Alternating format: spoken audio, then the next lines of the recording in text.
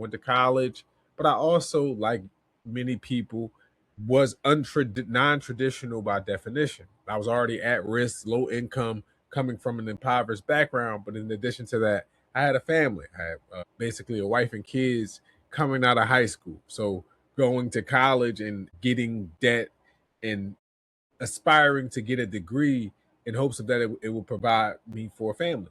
But it didn't.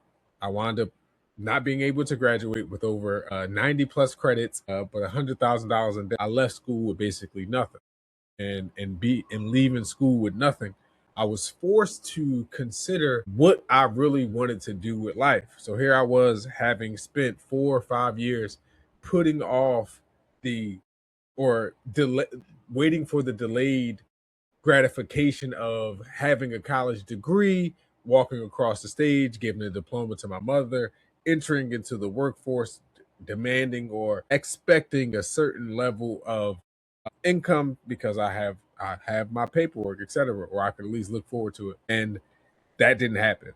And with 3 kids, a wife, a house, and trying to figure out how I was going to provide, but also how was I going to fill a purpose, and going to college in aspiring to make an impact in the world and to help people, but being hit with reality, right? Seeing that there are social, economic, and cultural barriers and ecosystems that those of us that are coming from certain environments are don't have access to, and confronting all of the different realities of life, right? Like where I'm from, what I know and what I don't know, what network I have, just being exposed to all of those different things.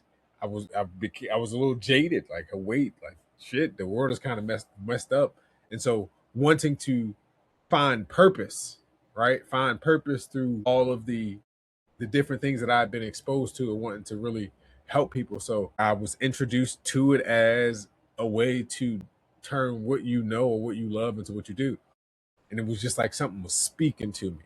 Right, here I am. I'm basically flunking out of college. I know it. I know that I won't be able to complete. Right, my financial aid. They told me it wasn't going through for this semester.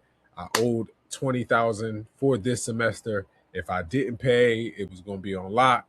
Right. It was right. It was just a bad situation. I knew that I wasn't going to graduate. This is in like April of my last semester in college, and I'm just distraught. At that time, it felt as though like the universe started speaking to me. Hassani Pettiford was like the first course that I ever paid for. Shout out to Hassani. But he came to the school. He did a presentation. I was interacting with him. He was like, "Hey man, I got this program. Seems like you might be good at that. Like you might be good at communicating information, doing the stuff." And I'm like, "Okay, bet." I don't think about it as a option realistically because I've never heard about people making money doing just talking, inspiring people. I didn't know that was a thing.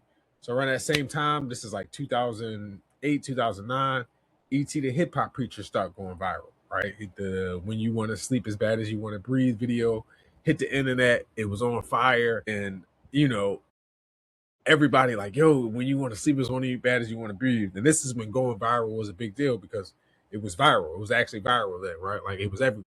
So he going viral. Friends hit me up. Yo, Gio, you saw like that video, bro? Man, I heard you say something similar. Like I heard, like man, you should do that. Like the boy, I think he like go around speaking. And this is just multiple friends of mine calling me and saying this to me. And I'm like, oh, all right, cool. That like, what is that?